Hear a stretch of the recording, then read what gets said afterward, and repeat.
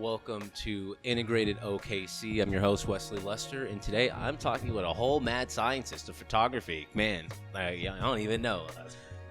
Me and my boy Clarence go back way back. So, man, tell us about who you are. My name is Clarence Long III, three of us. The third? The third, yes, sir. I'm a fine art macrophotographer here in Oklahoma City. Do you have anything else you want to add to your list of things, or you just want to stay focused on macro fine art? I heard you write, too. You said something about that. Creative writer. I used to be a writing tutor at OKC. Oh, wow. Okay, there you go. Professional writing as well. Used to be a grant writer for a nonprofit here in the city. Graduated with a degree in political science at UCO, bachelor's. Okay. That explains the thought process, the deepness of thought behind the photographer. Planning on attending law school in the future as well.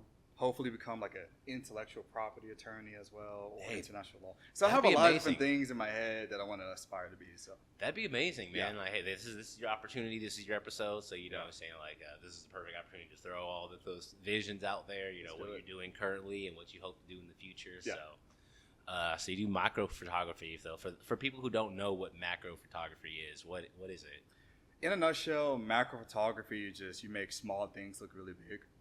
So that could be anything from like insects, flowers, hair follicles, irises on someone else's eye. I mean, it could be anything and everything. That's amazing, man. Yeah. So like, what's like your favorite small thing that you've made large with macro photography? Just out of curiosity. I like bees.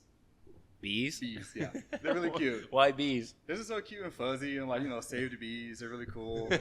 I like flowers. I mean, flowers have been my first love. I'm a flower boy at heart. I love nature. Yeah, love it. Leaves, veins and leaves, water droplets, all of that. So, yeah. What was, like, the first thing that got you into macro photography? It was actually my dad. Really? So my dad and I, he got me into photography, I'll say, around 10 years ago when I was around, 14, 15, just turned 25 on the 5th. So birthday. Congratulations. Happy birthday, man. We got a lot of things going on. Yeah, there's a lot of things happening. It's been an amazing week. So he originally taught me photography when I was around, I'll say, like 15 years old. Mm-hmm. And he got me really much interested in just nature photography, taught me the ropes, and 10 years later, now I have a business doing that. We're both co-owners in Clarence Long Photography. So very excited about that. Wow. Okay, so How has photography kind of changed the way you do business? I mean, you do have a 9-to-5, so you're not like full freelance, but how do you kind of view that? You know, a lot of artists are, viewing their art as like a business and then versus their passion. So how do you kind of cut that pie up proportionately? Yeah, I mean, it's a passion. It is a business, but it's not a hobby. There's a difference. There's a bit of nuance in those three terms, right? Because you could have a passion and have a business. But it's very difficult to call a hobby a business, an LLC, right? It's kind of, because a hobby is like you just do it whenever. Typically, you don't really get paid to do that. But passion is like, hey, this is my passion plus a business. And for me, I'm not afraid as an artist to say, like, yes, I want to make money off my art. Mm-hmm. Of course, that's not the primary. Well, it is a primary focus, but it's not the first foremost. So yeah, sure, I want to have fun. I want to share my artwork with the world. Have that emotional impact, the positive impact, but I still want to pay the bills and more. Right. I still have a lot of dreams, aspirations I want to achieve with that. Absolutely. So I'm not ashamed to say, yes, I want to make money off my art, and no one else should, because we can't just live off free photo shoots for the rest of our lives and family discounts, right? We can't be doing that. Absolutely not. Absolutely not. That's one of the missions I have with this podcast is to teach artists as well as teach businesses. You know, the artists are probably going to watch this, but a lot of business owners, I hope, are going to get tapped into this as well and kind of hear the perspective. And so, a lot of artists are wondering, like, how do I legitimize myself as an artist? You know, what would you say to an artist like that? Wow. It's a tough question. You don't have to have all the answers. My intuition is saying, like, just own it. Own it. Just own it? Just own it. Like, if I were to try and give a more specific answer, like, if you truly do believe that you have a skill set that you can market and monetize off of, there's no shame in doing that. Right. No shame in doing that. I mean, if you feel as if that you could be an amazing cook, you could start off with making plates for the fam, making plates for the friends, put on social media and do that. which could ultimately turn into a restaurant or restaurants and a franchise, right? Similar to when it comes to art and photography. I mean, start off small, that we have that business-minded plan. You know, once you begin to really build up your portfolio and your skill set, you can definitely begin to, you know, build an LLC, you know, get your tax write-off, so Uncle Sam, and get the government checks and everything like that. So, I mean, it's pretty cool, but to legitimize yourself, really, I mean, get experience, have fun, and just try to really build up on your skills. Right. Yeah. I mean, great answer. You've recently seen some success. You know, I've seen you on like Oklahoma City Zoo had a gala, right? Correct? Like, tell me a little bit about that experience, like kind of how they found you and like, you know, what that was like get that recognition. It initially started, I'll say, around the middle of 2024, and I sent a cold email to the zoo, and this is where the value really comes in, because I've learned that cold emailing, cold calling can be very dicey, a bit scary, but I'm willing to take that risk because all they could do is say no. Absolutely. And I hit up the zoo, and I was like, hey, my mission aligns with your mission. I can provide a lot of value to the zoo with my artistry. Let's try to talk something out. Are there any opportunities for me to showcase my artwork at the zoo in a partnership type of thing?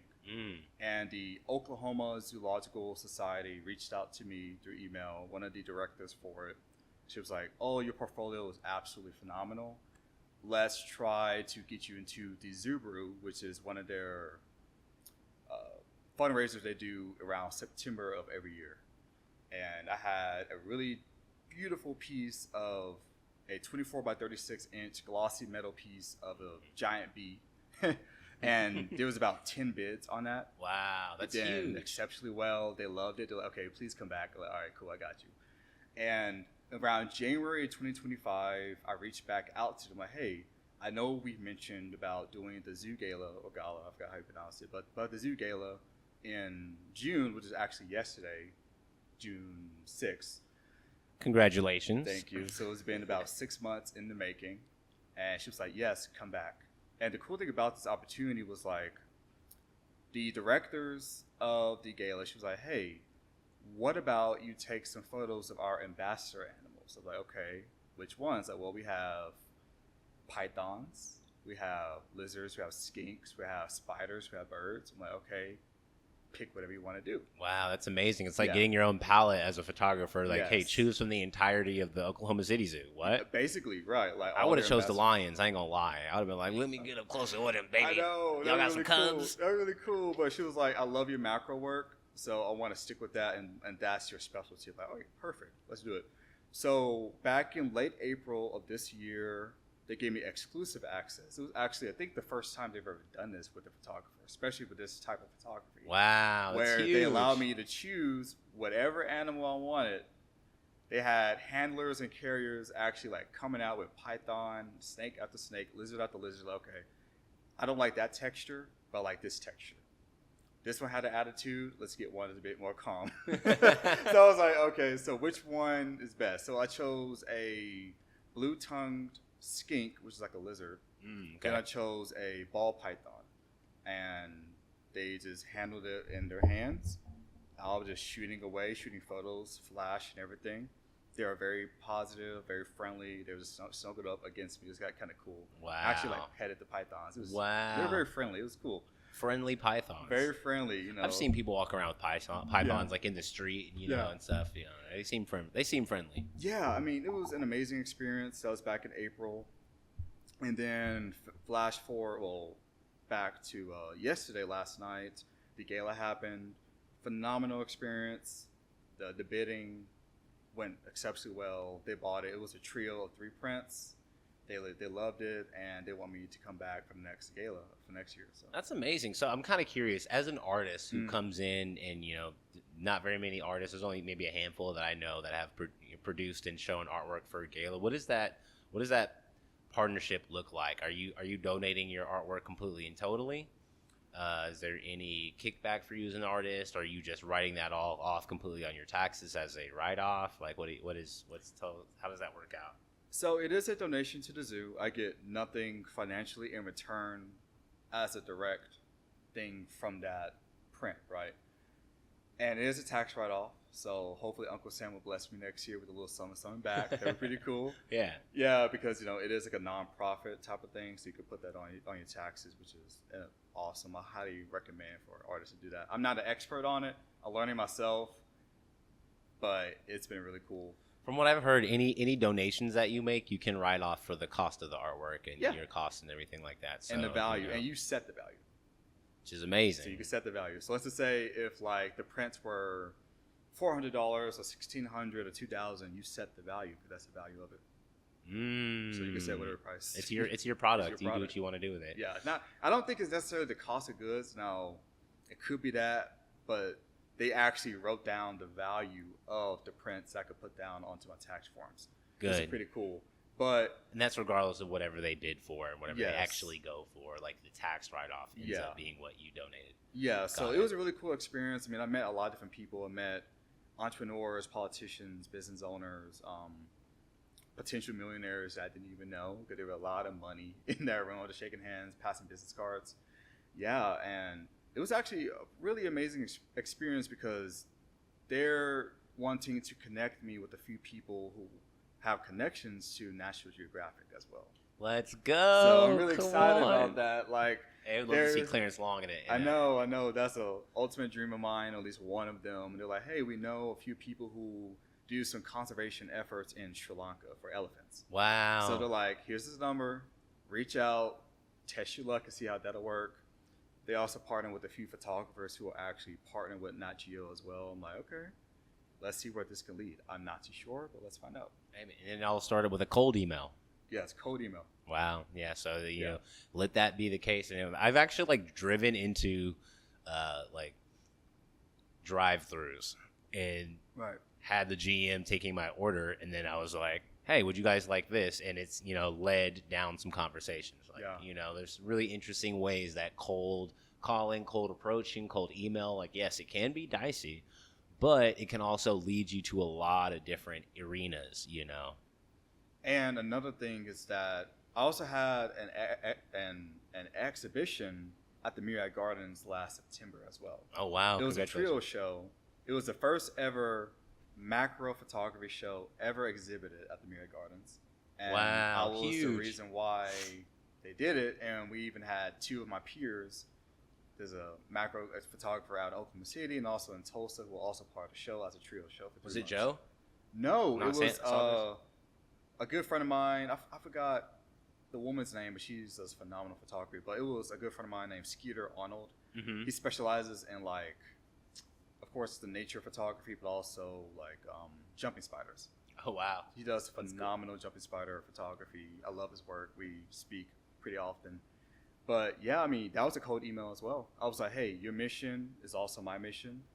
I believe I could bring a lot of value to the Myriad Gardens, and I believe that this would be an excellent, marketing type of thing for the both of us. Let's do it. Like, okay.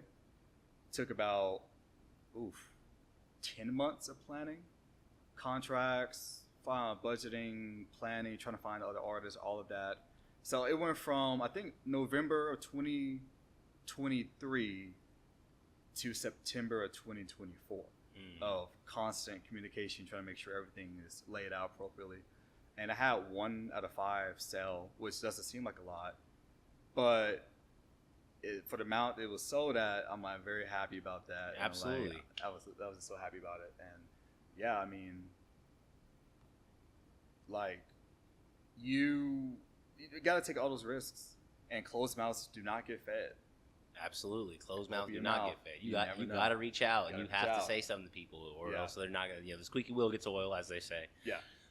So you've been doing art, you've been doing photography for about 10 years, and your dad got you into it, and you're seeing some success now. What has that done for your motivation? Going from here now forward, has it changed how you perceive your own artwork? Have you perceived the change, the impact of what your artwork can have? What has it done? Well, I still have the same vision, but my conviction is even more strong. Right. Like my vision is still the same as it was when I was a teenager, but now I'm like, I can absolutely do this. I have a lot more of a stronger conviction, a lot more confidence. And I believe that, especially with the guidance from my dad and other peers and research, and just looking online to find motivation and just doing all these different things to just make sure that my business plan and my vision is in line with my values and what I actually want to achieve, I'm like, oh, this is absolutely achievable. Everything that I want to achieve in life with my business and my passion in the arts, I can absolutely do. So in terms of the amount of success that I've achieved in a very short span of time, I mean, I've only been in business for 2 years and 2 months. So April Fool's Day of 2023, that was the launch day. I'm like, hey, guys. That's when you got you did your LLC with the Secretary of Oklahoma, the Secretary of State? Yeah, that was on March 15th, 2023, but okay. The launch of the website and everything was on April Fool's Day. Oh, that's hilarious. Yeah, you're like, hilarious. Just kidding, not kidding, kidding about right. Releasing it. We're doing this thing. Right. And my very first exhibition was at DNA Galleries back in August of 2023. It was just small paper prints for $25. 10 out of 10 sold in the first night. I was the only artist out of 30 who sold all 10. Wow. And I was the only artist out of 30 who sold more than 3. But I'm like, oh, okay. Maybe I should do this.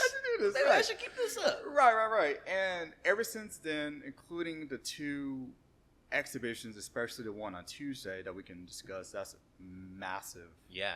Can't wait to hear about it. Yeah, we could talk about it immediately after this. But I've showcased my work in at least 14 or 15 different showcases in less than 2 years. Wow, that's huge, man. Yeah. It's not easy.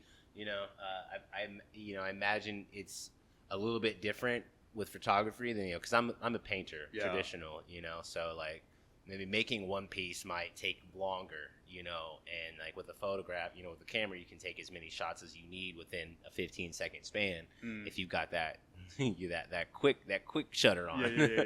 And then, but you still have to go in and edit and choose your pieces and then edit, which you have a workflow, I'm sure, for that. It's very consistent. So, but that's still a huge accomplishment, It's still huge. So congratulations, man. So tell me about that. Tell me about that show that just happened. I am so excited to finally talk about it. Let's go. I'm so excited. And number one, this is your first time talking about here on Integrated Publicly. OKC? Like, I haven't even made the actual post. So look, we're doing it. So I could finally talk about it. I'm so happy. I'm so happy. So this has been in the making. I'm trying to make it as succinct, but I'm just let it flow. Yeah, let it flow. I'm just let it flow. That's what it's all about. Where do I begin? So it's with Allied Arts. Have you heard of Allied Arts? Absolutely, yeah. Right down the street. So for 8 months, since November of 2024, I've been holding in a secret.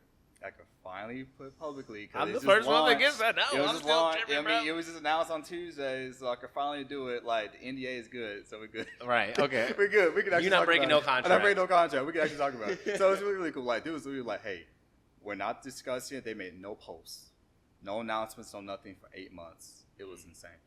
And to kind of stop the little teasing a little bit, is that basically I will be their featured artist for the 2026 Step Up fundraising campaign that they do every year for the past 10 years. Amazing. Which is kind of insane because the marketing potential and the impact I'm going to have in Oklahoma and possibly outside Oklahoma, period, is massive. So there is a possibility that I may have a maximum of 1,500 hands who's going to have my prints. Yeah. Wow. Including Oklahoma City Thunder, Chickasaw Choctaw Nation, Devon Energy, Oklahoma Natural Gas, OG&E, millionaires, people, just people of all walks of life. They just got to donate a certain amount of money to get one of my prints as part of the Allied Arts campaign. And and every year they raise up to $4 million. That's amazing. That opportunity. So how many prints did you provide? How many images did you provide for this set? One print? One. Wow. Yeah. And they just want copies of that to be given to the donors. And and how this opportunity arose was that I'm a member of the Oklahoma Visual Arts Coalition, OVAC, and I started in communication with them for this artist entrepreneur program that we had in 2024. 10-week program, loved it. We each got a grant. Even Tiffany was a part of that as well. Yeah, we talked about it. Yeah, we talked about it a little bit before. Yeah. Awesome experience. I learned a lot from that. And how they found me was that we had pitch night where we essentially pitched our business plan of who we were. And there was a representative from Allied Arts randomly there. She didn't know who I was. She didn't know I existed. None of that. All I did was give a pitch, a 4-minute pitch. A 4-minute pitch on my business, and I thought I was just done. Then Rebecca Kinslow, the executive director of OVAC, called me at work crying, tears of like, Clarence, I am so happy for you. We have an amazing life-changing experience that's going to happen. I'm like, okay, I'm all ears. What's happening? Like, well, Allied Arts wants you in this partnership with them for the 2026 campaign. And there's a lot of marketing potential and even money and opportunities with this. And you're going to absolutely love it. So if you want to take it, just let me know. Okay, cool. The CEO reached out, campaign manager, finance manager, director of development, everyone and their mama reached out in an email chain. It's like, hey, Clarence, we saw your artwork in your pitch. We loved it. You're the perfect person to do this. Wow. So I was like, okay. And ever since November, we've been in almost communication every week. Text, email, phone calls, meetings. We're trying to make sure everything's settled with the contract, everything's settled with the supplier, the type of print, everything like that. And as of June 2nd, June 3rd of this week, finally happened. And it was announced. And yeah, I mean, if you have any questions, it's been phenomenal. So yeah, man. I mean, I was just kind of listening to the story as it unfolded. You know, like, I mean, it's huge. It's a major situation. Like, I've been in like something called Studio Discovery Tour in California, and it kind of had a similar feeling when they were saying, "Oh yeah, you're going to be in here, but we're also sending 15,000 brochures up and down the coast of California, down to LA, all the way through Northern California to Southern California." And I was like, "Wait a second, 15,000 people will go to their mailbox, look in it, and then see my artwork alongside these other artists, you know." But see, what exacerbates this effect for you is that it's just your artwork. You know, you're the feature artwork. It has your name, boom, doo-doo-doo. They don't have to surface or like share the attention with any other artist. It's like, boom. So you really get to capitalize and, showcase what you're doing on a larger scale. So that's a massive like hit, dude. Congratulations. Thank you for sharing that here first, too.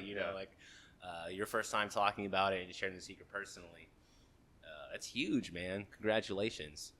So what was that like, kind of going, just going through all these? I'm sure you're still in communication with them, or are you guys kind of like, all right, we're good until it happens? We're still finalizing. Like, I can still talk about it because it is announced now. I can talk about it freely.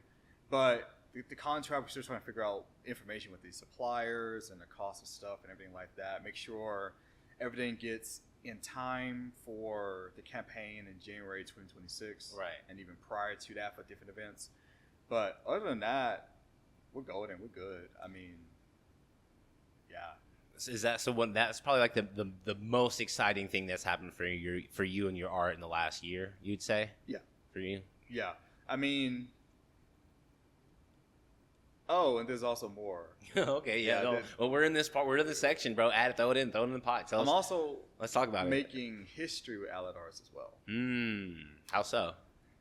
One, I'm going to be the youngest at 20. Well, then 24, now 25. But I was the youngest at 24 to be able to be given this honor and this opportunity. And I'm also the first Black artist to do this. No way. I am. Wow, that's huge. Yeah. Like, okay, way to break down some barriers even in 2025. Because there's still ground to be covered. Yeah. Especially in this political climate. So it's huge. What did your dad have to say about it? I know he was excited. You said your dad's a Panther, basically. He's excited, but he's like, I expected it. No, I love it. Yeah, He's like, I already knew, like, I already saw your greatness when I first saw you be born. Like, this doesn't surprise me. Like, okay, Dad, whatever. This is so nonchalant. Let's just say it. But he is proud of me. I love it, though. He does actually say he's proud and he loves me and everything. Right. But he's like, yeah, I already saw these opportunities coming in more. It's just now you're able to not only achieve it, but also to see it, which hits a bit different because now you're the one who's experiencing it. And what I love about the opportunity was like, they didn't choose me because of the identity. They chose me because of the value. And I think that's a lot more significant, right? Absolutely. I mean, it should always be that way. Like merit and value. Because there are a lot of people who get in not based on their merit. You know, you hear a lot of mediocre people who have a lot of show time. A lot of, you see a lot of their artwork. And they just have the audacity to go out and show it and communicate the value. Right. You think you're in a unique position because a lot of people who are deep thinkers and very introverted or are really chewing up what they see, the information that they perceive, and really processing, analyzing it. And those people aren't always the loudest in the room. And for that reason, you have a lot of really amazing talents and really amazing people who are overlooked because they don't go out and showcase and verbally speak on there and show what they have, showcase it. So it's awesome that you have both of those things. You have the deep thinker, you lay back, I can tell, but you also have the go-getter to go reach for those things. Cold call those companies, organizations. I mean, at first it was very scary, right? I mean, but I don't have a choice. If I want what I want, I got to do what it takes to get it. Absolutely. I don't have a choice, so I'm like, do the thing. And once you gain more experience, you have a portfolio of personal and even professional evidence that you can achieve certain things. Your confidence increases, your experience increases, so you become a lot more comfortable. Like me doing this 2 years ago, no, no, absolutely not. So it took a lot of events and a lot of networking and cold calling, cold emailing to get this level of confidence. Even after this, like give me 1 more year, it's gonna exceed what I have today. Yeah, we're definitely gonna have you on again for future episodes. You know, just. Because everyone learns and grows and changes over the years. People accomplish new things, I mean, even if I spoke to you a year ago or 2 years, 10 years ago, as a beginner artist, I probably would have still had you on just because that's a story. To me, it's a story. It's a pinpoint in time that can be looked on again in years and years coming to the future. I have some secret guests that will be coming up here that are very relevant to the area as well. Cool. Which you will see soon, but those things kind of come as they come, and it's just part of the quilt of the timeline, and it's beautiful for that. So, man, like you're seeing some success. Like, what are you looking to do in the future now moving forward? Like, what's the time span? Let's give it like maybe the next 5 years. You trying to change? Shoot, that's a lot. Maybe okay. Screw it. How about the next? Whatever. What's the next? What are your visions, bro? Okay, Like, tell what are your vibe? What are your visions? Well, right now I'm working on building. Oh, okay. You say go? Okay, cool. Well, right now I'm working on building my new website, and that has been quite the undertaking. It's been in the process of building since like January, February of this year. Right. We have a team outside of Oklahoma who's also coordinating and building it. They've done amazing. It's a lot of work, especially for what I want it to look like, my dream website. A lot of money, a lot of work, a lot of time, but they're doing an exceptional job. I don't have an ETA when that's ready, but whenever that launches, is go. Just go, because I'm like, hey, I'm going to have a lot of products on there. As of now, we have around 130 images ready to be sold, which is a crazy amount of portfolio. And they're categorized and everything in different ways. Categorized, easy titled, for people to find. Narrative descriptions, identified and searched by color. I mean, everything. We already have a collaboration with the print lab outside of the United States as well, to fulfill everything for us with everything from like aluminum, metal, framed, wooden frame, acrylic, canvas, paper. Print on demand. Yes. Mm-hmm. Yes. But luxury. Yes. Luxury. Amazing. Yeah. So you get what you pay for, but what you pay for will possibly outlive you. That's how good the quality is going to be. Right. See, that's what you need. It's like archival. That's fine art versus just, whatever art. Because archival is... It's a price point. That fine art paper with the cotton, it actually is like, ooh, how much for paper? How much for metal? Oh, okay, okay.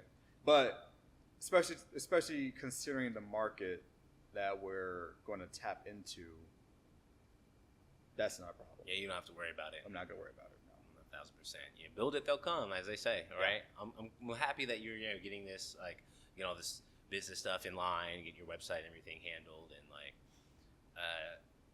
so websites next up on the list. Like, what kind of impact have you seen your photography have?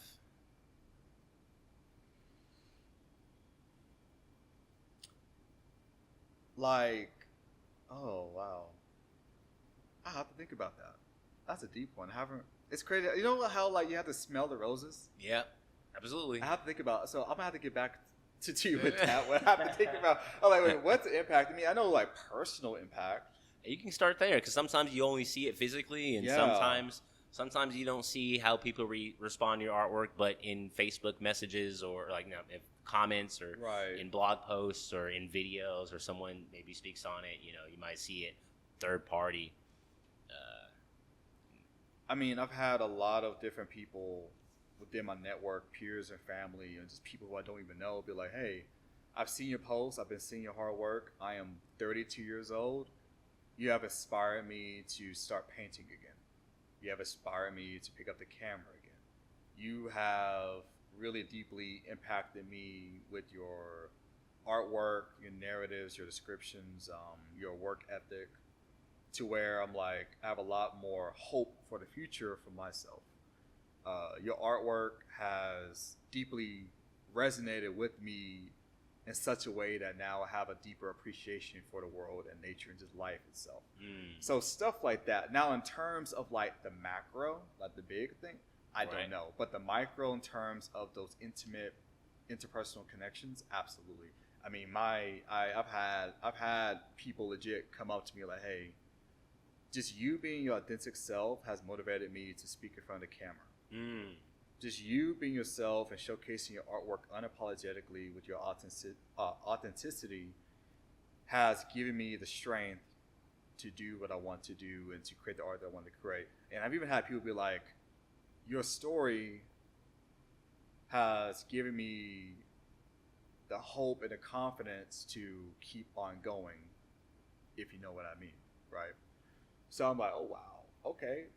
So that definitely motivates me a lot more to just keep it pushing and to just keep having that level of inspiration, motivation for other people in a positive way. So that's got to make you feel really good to see that impact. Yeah, it does. What's that like, when that energy comes full circle? Because like you put the artwork out, right? It's on the wall. You took the photo, you edited, you drummed up some energy, you manifested some energy, you got it printed, you put it on a frame, you put it on the wall. People see it. That energy is coming back to you through these conversations, through this impact. What's it like when that energy comes full circle? It's very, it's very hard to just articulate and to describe, because it's like, it's a very spiritual and a human thing, and extremely riveting and emotional, because I'm like, wait a minute. The man who I wanted to become 10 years ago, I am him. I'm him. Himothy, right? I'm him. So I'm like, and I'm becoming that man, that human, that person now. And I've learned that now, as I am now that person, I can now inspire others to become their highest form of self. Even through my artwork, I mean, because again, the good vibes, the energy are transferable. Right. It is transferable skills. Everything are transferable. So my thing is like, the positive impact is greater than you, and I love that. Right. So, do you think you could see yourself teaching like one day, or like having like a workshops to just continue doing the photography and doing the galas? And I'm not opposed to it right now. I'm not gonna make an absolute claim of like no, but I will say that as of now, I'm more so focused on the e-commerce right now, and just the sales aspect, the networking, all of that. But I would not be opposed to just like, even just like nonprofit work, or just teaching. I wouldn't be opposed to doing that. That'd be pretty cool in the meantime. But right now, I'm so focused on like, let's get the ground running. Let's start making this sales, making this money, so we can actually scale. Right. And then once I'm at that point, where like, okay, I can outsource, I can scale, I can do all these different things. Okay, I have a lot more time to really give back to the community. Right. While the other things are in the works. So. I mean, that's huge. I mean, because like I said, a lot of artists are doing like physical, like one commission, or they're doing like single murals, or they're doing certain things. But and it's very difficult for the majority of artists to find a way to scale their work. It's something that's maybe a little bit simpler for photographers, but still, like I said, it's a massive undertaking from what you're saying. Getting your website up, 130 images categorized by color. Not everybody's doing that and really making it how you can make it easy for your audience to support you. Mm-hmm. Don't make it so difficult for them to find what you're doing or purchase what you've got, or contact you for opportunities. Cold calling is going to put you in somebody's face regardless of whether they want it. So these different things that you're doing have probably all led to your success. Would you agree? Yeah. I mean, everything is a culmination of who I am today. Mm-hmm. Even when it comes to my upbringing, even when it comes to just the work that I've done in the past 10 years or the past 2 years, 10 years of passion, 2 years of business. I mean, everything has a reason. So no matter the trials, the traumas, the tribulations, the good, the bad, the ugly, the hard times, the sleepless nights, it doesn't matter, because I don't have any regrets or a want to go back and change things, because I'm like, everything has a purpose as to why I'm the person who I am today. And I'm like, all right, cool. I'm grateful for it. Let's keep it pushing. So that's insane, man. Wow, it's huge. It's huge. Congratulations again. Congratulations. So shoot, are you thinking about staying here in Oklahoma City and staying and investing here in the city, or moving about? What's on the agenda, bro? That'd be nice. I would not be opposed to that. As of now, yes, staying in Oklahoma City. I mean, my family's here. Mm-hmm. That'd be really cool. And especially depending on where I want to be after law school. It may be Texas, it may be here. It'll just really all depend on what opportunities may await me once that happens. Even when it comes back to the art, I mean, a home is here. I would love to be able to invest into Oklahoma in the arts. Same. Because there's a lot of potential here, but there's not enough funding. There's funding. There's funding, but it's just connecting to the right. There's absolutely funding here. Otherwise, Allied Arts couldn't do what they do. So I wouldn't. You know what? Thank you for that. I wouldn't say funding. I would say perception. Yeah. Tell me about that. What do you mean? Because this is something I also talk to. Depending on the podcast, depending on the interview, sometimes I do ask people like, "Hey, what do you want to see change about Oklahoma?" And so this is kind of like the same conversation. Like people. I have so many friends who are excellent photographers who are just as good or better than many of these celebrity Met Gala portrait photographers. Wow. I do. And I'm like, wait, y'all just need the resources. Right. Y'all need the support. Right. I'm like, wait, you could, I mean, and of course, there's a bit of accountability aspect of like, okay, how much work are you doing with the network and everything, right? Absolutely. But in terms of the culture, it's not like an Austin or Chicago or an LA, right? I mean, even though those are very edge case examples of the extreme of it all, but it's still an example and a comparison nonetheless. Like we don't have, or at least to my knowledge, we don't really have that deep community in the arts like that. But I mean, I know friends and painters, muralists, and photographers and videographers who will make a killing if they just cross the border into Texas or move to California. Right. They could do that. But Well, there are a lot of artists in California. I will say that, and it just depends on what your thing is, right? Right, what your thing is. But at the same time, there's different spaces to operate in. Like, I've thought about not necessarily moving, but at least targeting these different cities, like targeting like Philly, Dallas, ATL, the DMV, DC area. Those are all areas where there's affluent Black folks who would connect with my artwork or my painting, because it's all culture, music, anime, Black folks, Latino folks, indigenous people. That's like, my DNA makeup. So, but not always just trying to go like, let me target New York and California. Right. Like, there's more than that. Right. There's absolutely more than that. Yeah, a lot more. Even not even the American context, but even global. Right. Right. Like, there's more than 340 million people. There's 8 billion people that you could tap into. Facts. Like it's not just 700,000 and 1.4 million people in Oklahoma City. Like, there's 8 billion people that you could tap into just a global market for the arts. Right. It just depends on that. Now, that's my vision, to go global in e-commerce, right? That's mine. Now, it just depends on whatever yours is, which is absolutely no shame. Absolutely no shame.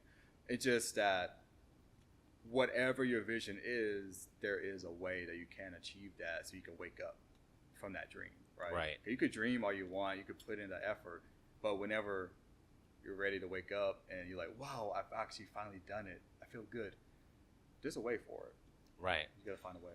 I mean, what's fun is that you're always in the journey. You're always in process. So even once you hit the dream, by the time you get there, you will have changed in such a way that that's no longer the mountain that it was.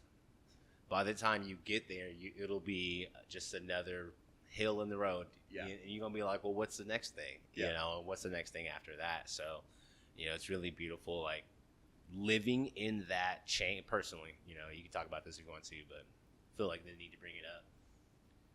There's something really beautiful about that cycle of senescence, of like birth and death, of ideas and growth and journey and where you're headed and trajectory. Because there's the sun comes up and the sun goes down in every little portion of that journey. There's small deaths and small growths and massive events that happen in a day, but take months to set up. And so you're learning and growing through that process. I mean, we could argue that the nature of the universe is inherently cyclical. It's absolutely. Right? I mean, orbits. Spherical, even. Spherical orbit, right? I mean, everything just comes around, goes around in some way, shape, or form. There's that innate essence of, like, how that works, even when it comes to just life giving you second chances. Right? I mean, there's always a way, and the second, third, fourth, fifth, 10th chance may manifest into something different, but it's still chance. It's still a cycle. You still have another avenue to do something different that can lead to a similar outcome or the same outcome. Right. It's just a matter of the fact of you acknowledging and identifying it and executing it to make sure that happens. Right. Yeah. Exactly. And that's huge. And people definitely miss out on that, like, idea, but what about the execution? And I think this is a cool point to ask this question of you, because I was kind of thinking about it earlier. My conversation with Tiffany, we were talking about being an artist and the life of an artist, especially the business life. It's not always a linear path from this goal to that goal. You may be along a path thinking it's going to take you XYZ time, and then you get connected with the right people, and then it shifts you ahead of schedule 2 or 3 years maybe. In your trajectory, and just the non-linear the non-linear nature of being an artist. It's not like being in a 9-to-5 where you're looking at your 0.3% raise every year in a stepwise form. And go, like you said, from nowhere, not having been known by anybody, to now you're about to have your artwork in the Allied Arts fundraising thing. So that's huge. It's huge. What do you think about just like the non-linear nature of what it is to be an artist, and how that has played a role in your journey? Once I began to come to terms that nothing in life is perfectly balanced, as all things should be, like, like Thanos, right? Once I've learned that nothing in life is perfect, I've become a lot more comfortable with the idea of chaos. So it's like, yeah, I mean, things can change, things can shift, tides can come and go, but as long as you're able to be persistent and continue to go forward and adaptable, you can do basically anything you want in this life and be successful in different ways. Now, you may not win. You may win that battle or multiple battles, but you may not win the war on that day. You may be able to achieve a certain level of success that is a stepping stone towards a greater level of success, but you need many, many overnights to achieve overnight success. You need many, many nights to achieve an overnight success, right? It may take you 5 years of nights, 2 years of nights, 2 months, you never know. But that's something that I've learned, is that adaptability and that persistence of just having that strong conviction of like, I can do this. No one can stop me. And one thing that I began to really learn about myself is that my authenticity is my superpower. Right. Like, no one can take that away from me. And I've realized that I've achieved the greatest amount of return on investment in terms of personal, professional, relational, everything. Investment is an investment. Everything in life is an investment towards something, not just finances, right? Is that once I began to really tap into who I am and all sides of me and live authentically myself, my level of success has skyrocketed in different ways, personal and professional, internal, spiritual, emotional, everything, relationships, everything. Like, so this is kind of bleeding into many different topics and conversations. That's totally fine. I was about to ask you to elaborate, like, what were those things that you feel like you got into place, and then what was kind of like the last thing that you felt locked into place before your success? Expound on that. I wanna get more specific. Like my brain is going 1,000 miles per hour. So, right. Yeah. So you said you said that you had to get things kind of in line, or is that what you were saying, basically, that you kind of got some things in line, and once you got those things in line, then you saw your success skyrocket? Kind of like how once I really began to tap into who I am and my identity, I was able to live with significantly less fear. So are you saying you didn't have a level of authenticity and then you achieved that level of authenticity, or is that something that you had always that then you just refound and polished off that allow you to live with less fear? That's what I'm saying. What did you identify or connect with that released those chains from you as an artist to Once move? I began to know that life is too short, don't hold back. Do it. Just do it. Like, life's too short. Do not hold back. If you got something to do, something to say to someone or to something, you better do it. So that would be the first thing, and that led you to figuring out specifically, all right, well, what parts of me, so trying to, basically, you made that commitment, and you made that conviction that, hey, whatever it is that I want to do, I'm going to go ahead and do it. Yes. And so, whatever I said it. I said the thing because that was the old me. I said, and now it's my new me. This is what I believe now, but that's what I said. That's what I did. I grew from it, whatever it is, good, bad, ugly. And once I began to really become a lot more comfortable with the idea of like growth and personal growth, it's like, well, we're always in that position of growth. Always in that position of growth and learning and teaching. All like what we were talking about earlier off the camera, like, no, we're always in that position of learning and growth. It's like, I've become a lot more comfortable with the idea of failure as well. Yeah. And I think that was also a catalyst to my radical development in the past couple years of my life. With like, failure is okay. Failure is needed. Like, you're not going to score every goal. Yeah. You're not going to get every sale. That's okay. But everything is a stepping stone towards greater levels of success, and you can't really learn as well in different ways compared to failure when it comes to success. So I know that was a bit, but no, you're good. Like, I feel. The vibe of this podcast is very much stream of consciousness. Yeah. So, you know, I mean, like when you kind of get on a vibe, I'm gonna let you keep going because you know it's facts. Yeah. And so, you know, you went from this conviction to authenticity. So that conviction of, all right, whatever I want to do is what I'm gonna do, led you to you had to be authentic with, all right, well, this is what I said, this is what I did. That was the old me. Now I'm kind of got these new convictions, and like, you know, I'm not gonna allow XYZ to stop me from reaching those goals that you set. And so now you leaned into, after that, this process of being comfortable with growth and failure. And, you know, that's honestly really therapeutic for a lot of people to hear. Is like, you know, part of growth is being able to own up to the things that you did in the past. You know, someone say, oh, well, that's not what you said last year. Well, you're right. Yeah. I that's not what I said last year, 100%. Yeah. And now I'm trying to be and move differently. And, you know, people, especially in our community, you know, this is interesting how much of a therapeutic force this podcast, I hope, will be, because these topics keep coming up.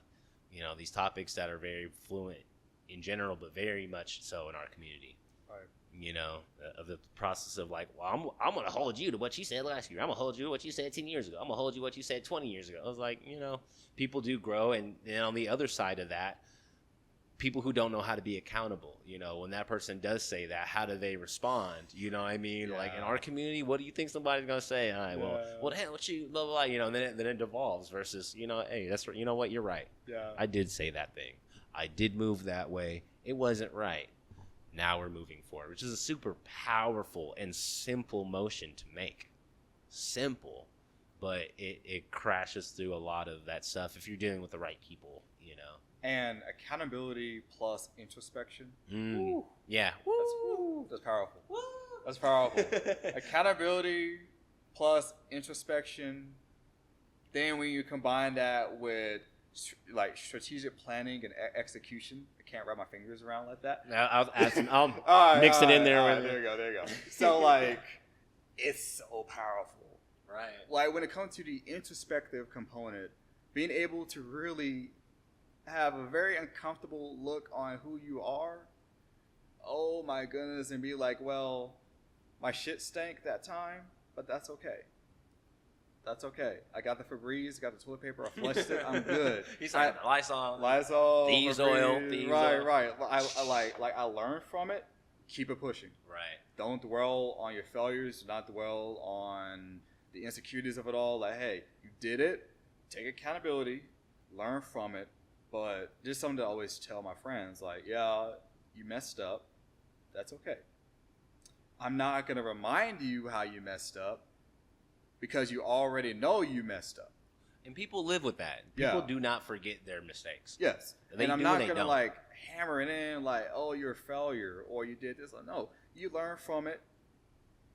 Create a plan of action. Learn how to not do that again. Don't repeat the failure. Don't repeat the mess up. You know what I mean? So that's something that I've always taken into account, especially like, I mean, I was in therapy for 8 years. Wow. Like that explains a lot. Yeah. I've been in therapy for the last couple of years. Yeah. You know, so. The knowledge. Crazy. Like I became an old man from 16 to 24. I was like, hold on, like the level of insight and wisdom that I've acquired from therapy and actually being honest with myself and with my therapist and wanting to really work hard into growing myself, so then my future self can be proud of the efforts I've made in the present, right? So once I began to have that level of insight, I'm like, okay, what steps can I do today to make my future self be like, damn, I'm glad I did that. Right. And having that level of accountability, introspection, planning, and execution, and more, right? You become a lot more well-rounded, a bit more comfortable in who you are and the conviction you have to achieve a higher level of self. Right. Man, that's huge. It's absolutely necessary, and it's a moral or a theme you don't see a whole lot, accepting high achieving people, or people just high morals. Yeah. And you don't always have that. It's like you weren't born immaculate. You know, nobody's immaculate on this planet. Right. Nobody's completely and totally pure. All we can do is try to be the best that we can every single day, and work towards being better and not make the same mistakes that we made yesterday, so we can inch towards perfection that will never come. It's funny because with that word, it's rarely, if not ever, in my vocabulary. Perfection. Right. I've learned to say practice makes progress. Mm-hmm. Not practice makes perfection. I'm like, that can be very toxic for a lot of people, especially when they have a negative relationship with that term. Right. Or negative relationship with like outcome. And yes. Negative relationship with like what's the word? Delayed gratification. Yes. Like, take your time. Mm-hmm. It's not overnight. And another thing that I've learned is that I want to be proficient, not perfect. Because what I would think is a perfect photo, like, also 5 years ago, hey, but you had to be there, right? Yeah, I had to be there. You had to be at that point to get to where you are now. Yeah. Like that, you can't skip that step of, Yeah. You can't skip that step. Yeah. You have to go through that to then become the master of your craft that you are today. Right. Or any person at that point. And the funny thing is about that word, I do believe that I am a master at doing macrophotography. I do believe that. Because a mastery just means a high level of proficiency. It doesn't mean perfection. Absolutely. It just means you're really great at and excellent at what you do. And that's something that I'm a firm believer of. And especially growing up in a household where all these teachings that I've been talking about have been just hammered into my head since birth in a positive way. It's like my parents have always told me, like, you could do anything you want in this life. Do not play the victim card. You're good. Take accountability, take action, execute, and go. Be excellent, be great. And something that I've learned about myself, especially with my dad and us in our partnership, and him being that partner, that coach, that leader, and that great father, not a male parent. There's a difference in that. There's a difference between it. Can you explain to it, like, just because this is a very, very, very interesting point. Yeah. What's the difference between a male parent and like the father that you had that had an impact in your life? Yeah. So with my dad, with my father, he's present and active. He doesn't lack either of them. And I believe that a male parent, he's just birthed you, he's not doing anything. Or anything of significant value in such where like the child can really have like a very positive interaction and a lot of growth from that relationship. Because with my dad, I mean, I can tell him right now, you can keep this in the video, he's an asshole. He knows it. I'm an asshole too. Like, he raised one, like, we like, no, he's like, I want you to challenge me. Yeah. Like, no, you have your own mind, you have your own thoughts. That's rare for parents to say that. Absolutely. He's like, no, I want you, right? Any experience, like child, he's like, no, I want you to challenge me, because if you have that strong enough conviction about why you're right, and if I believe I'm right, we both got egos. It's funny. So we're like, but in like a healthy sense, and we're like, no, let's actually have this intense dialogue and let's talk about it. Let's grow from this. Let's learn from it. And having that parental figure. And I have 3 parents. So I have biological mom, bonus mom, and my dad. So it's like I have 3 phenomenal, Black, excellent parents, right? So growing up with 3 parents have given me very unique perspectives and unique opportunities in growth when a lot of people barely have a father and they're grown up and raised by their mother. Right. You know what I mean? Which it's unfortunate, especially like in our communities, which is in America, period, like having, like, I'm in a very rare, and I make this very clear with my parents, like, I'm so lucky to have 3 phenomenal parents. Right. Now, they ain't perfect. They're far from perfect. Right. But they're amazing, right?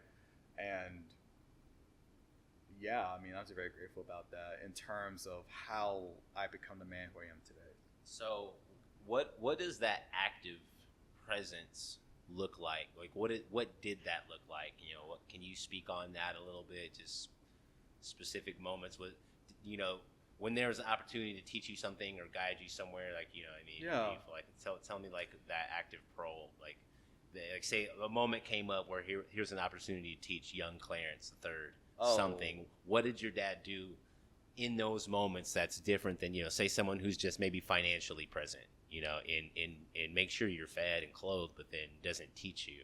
Okay, I have something really deep that a lot of, especially when it comes to like toxic masculinity, right, in these spaces. My dad, in my now 25 years and 2 days of living, he has never once told me, stop crying and be a man. Never. He's like, you're a human. Cry. You're a human. You have emotions. However, when you're ready to make moves, get up and go. When you're ready to make some effort, and all my parents are like that, but specifically when it comes to fathers, that's very rare.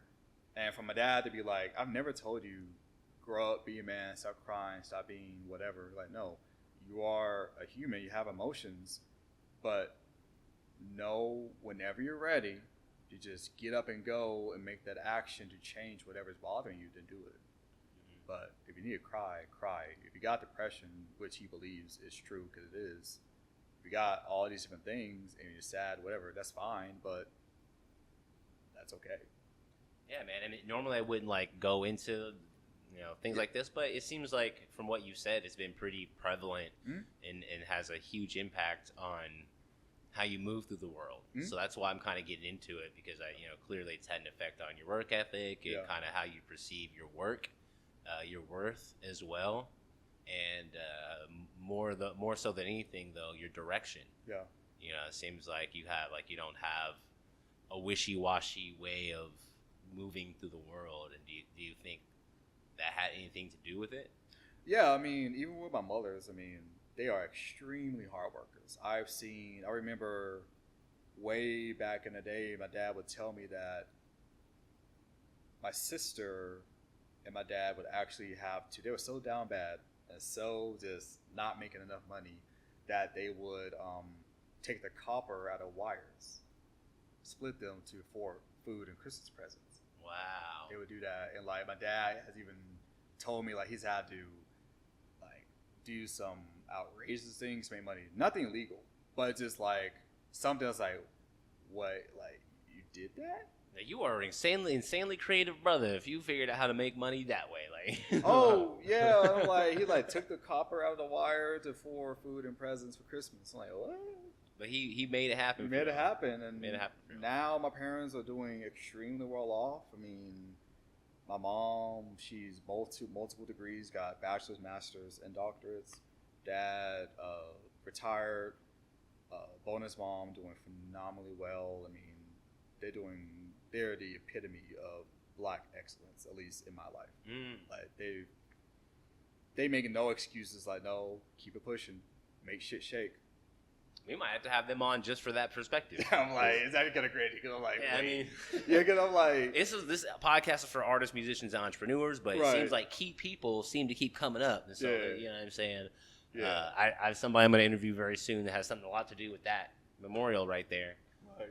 And I'm only doing that because I'm here. And if I'd stayed in my old position, I probably wouldn't be interviewing that person. So, you know, so when things come, they come, and you either be open-minded and go and flow with it and allow it to be part of the quilt, or you say, no, it's not. That's not what I wanted. You know, and it's like, you can't go like that. But, you know, speaking of all this legacy, you know, and how it's a really beautiful thing to hear, like where your pops and your moms and so where they started, and your sister, what they were doing to make money and put presents and food on the table, to, you know, what's occurring today.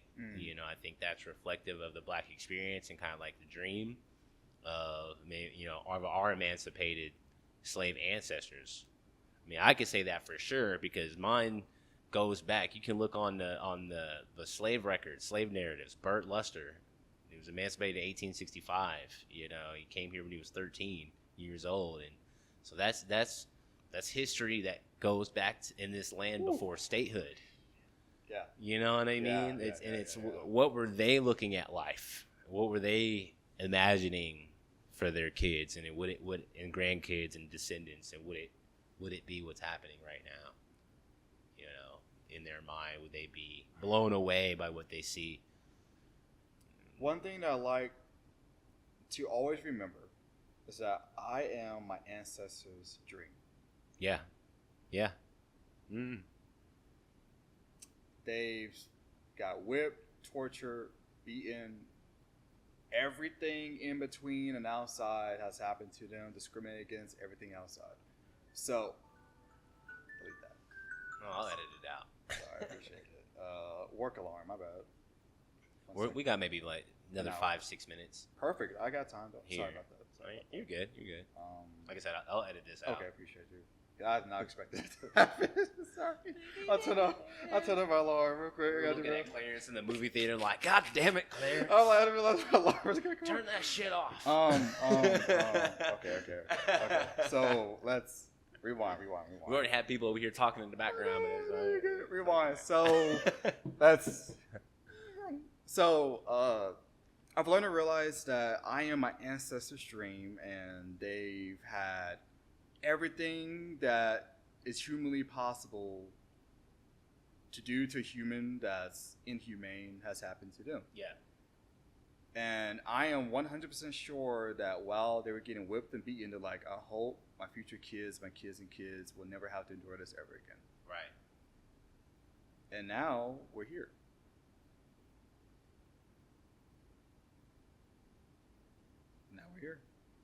Now we're living. Now we're out here in a, modern day city, and we're integrated with everyone. We're able to have the most powerful computers in our pockets. We're able to have 20 selections of food down the street if you wanted to. Right. We're able to have a college education. We have the ability to become millionaires and billionaires as long as we plan, work smart, and work hard. We could do anything and everything we want to do. And that's something that I strongly believe is that I don't have an excuse to fail. Like, I don't believe that I'm like this for me, I don't believe that I'm like this victim of the system. I'm like, yeah, sure, we ain't perfect in America, but not even close. However, I can still get mine. Facts. That ain't gonna stop. I can still get mine and then some. And then some. With black skin.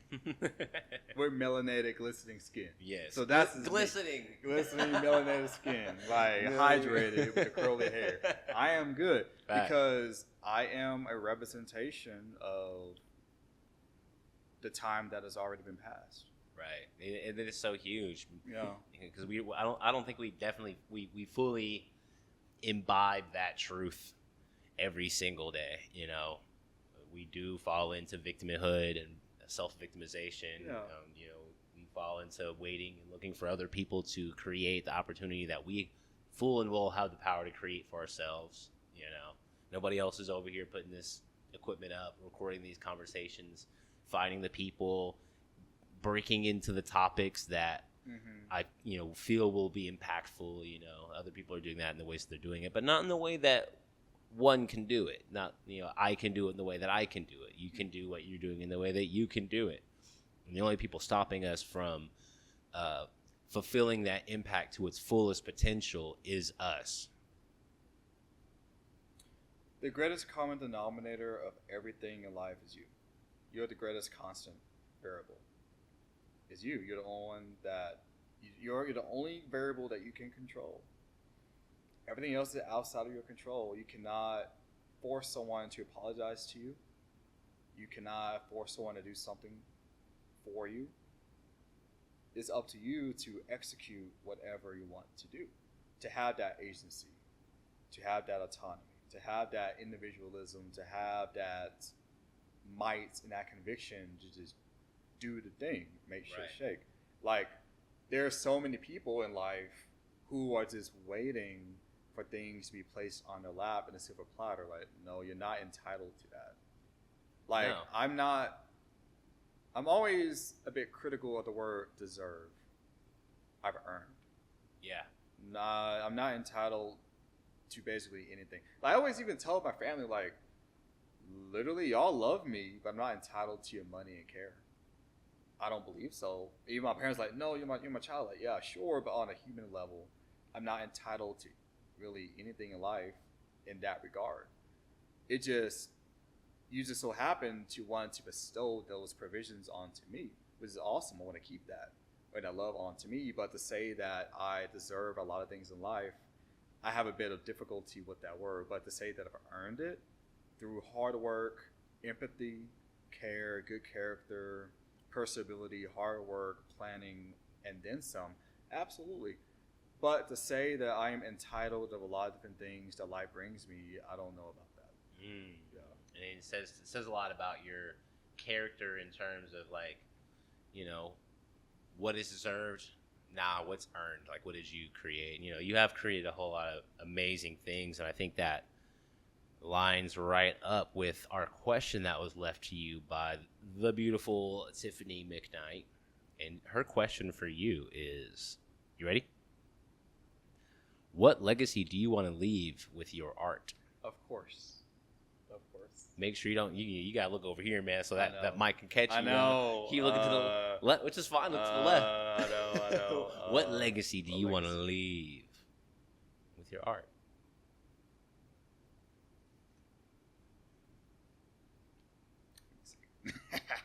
I'm not rushing you, bro. Okay. I'm just chilling. Don't feel pressed because I'm just staring. I know. I know. Because I think about this often, and I'm like, "Where's the answer?" I'm finding it, but I love it though. I love it. It's phenomenal. Give me a couple answers. You know, they don't have to be. This is not the final tell-all answer for the rest of your life. With my art. With your art, yeah. There is, in relation to like macro photography as of now, there is a lot more beauty than what the naked eye can see, and I would hope that even with the micro in the macro, with what I'm able to capture, it'll allow people to have a greater appreciation for the beauty of life. Right? Because we walk on grass all the time, yet you don't know what's in the grass. Right. Wow. Right? Like, we see a tree, but you don't really see the fibers of the leaves and the veins, the vascularity that truly does show how interconnected we are in the universe, right? Right. Like, veins, highways, river streams, galactic interconnected cords. Sure. We're all sound waves. We're all connected in some way, shape, or form in the universe. So there's a lot more significance in your existence than what you think you have. And like, another thing with my art is that I want people to also understand that hard work and planning and working smart truly does work. It just, you have to limit the amount of excuses you're trying to give yourself. Right. As close to zero as possible. Like, be fearless, have fun. I mean, this not only goes to art, but it could transfer to all things, all types of wisdom and insight and philosophy. I mean, that's how it is. And like, one last thing, I mean, have fun. Like, you can't really do many things without enjoyment. Right. Like, if you try to slave away at a job for 20 years, you're going to hate yourself. Even 2 years and 2 months, you're going to hate yourself, right? Right. So find whatever you can enjoy. And if you want to tap into this next point, whatever marketable skill you have, if you want to make money, go for it. I mean, there are plenty of artists. People think, oh, broke artists, star artists. Well, there's a couple artists who are out there making 10 bands a month. Minimum. 20 minimum. There are artists out there, and there's different types of art. I mean, there are podcasters who are in their 20s making their first $1 million at 25. Right. Where they have content, especially now with social media. Mm-hmm. We don't really have that many excuses but to not succeed in some way. Absolutely. What I've heard, just to add to that last point, is, you know, people invest in what's already being built. People hop on. That's why they call it a bandwagon, because the bandwagon is built for you to hop on, you know. if you go to these people to say, hey, I'm doing this podcast or whatever, and we have this many episodes already completed, or, you know, however you package that cold emo, if you're looking for support or if you're looking for whatever, what I've learned over time is that you have to come with or without you energy. It's like, hey, I have a podcast, we're creating and we're talking to artists and entrepreneurs and we're building this impact. You know, I'm not going to state it, you know, whether it's just to raise underserved voices or to educate artists and businesses about what it means to work with an artist, what are we thinking of, how do we feel about certain topics. You know, I want these things all to be touched on through this quilt of all these conversations. And, you know, I kind of lost my point there a little bit, but you know, you're right. Everything that we have today can be built by hand and very easily with a little bit of hard work, a little bit of research, a little bit of figuring out how should you structure this and plan it. I guess that's what I was gonna say. And one last thing is just click, and my intuition tell me to say it. Tell me.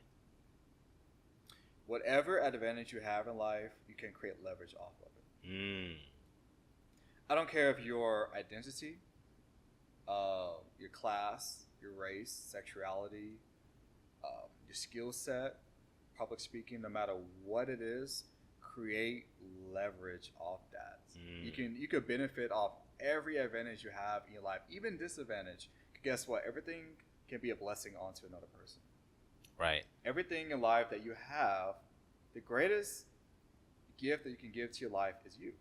The greatest gift you can give to the world is you. So don't rob the world of yourself because you're its greatest gift.